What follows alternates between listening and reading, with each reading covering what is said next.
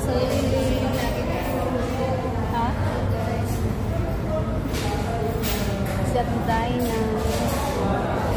Galing pa kami ng trabaho. Diretso mag-inasal para kumain.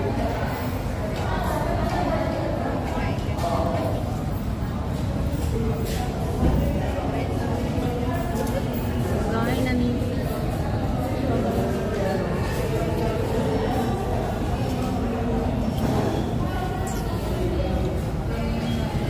Yung aking pulo talaga nangingibabaw mga guys.